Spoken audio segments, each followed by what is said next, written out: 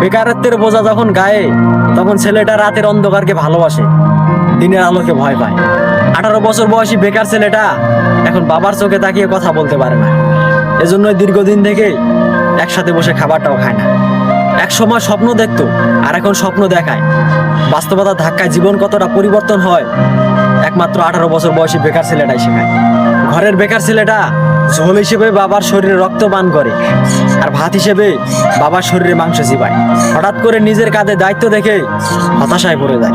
বয়সন্ধিকালে শারীরিক পরিবর্তন ঘটে, বইয়ের মাধ্যমে আমাদের শেখানো হয়, তবে জীবন পরিবর্তনের গল্প কেন উল্লেখ হয়নি? ব্যক্তি নিজেকে কেন বুঝতে হয়? কাকেই বা প্রশ্ন করি, উত্তর তো আর মিলবে না। তবে তোমরা ছোট যারা রয়েছো, বেকারত্বকে হেয়ালি মনে করো না।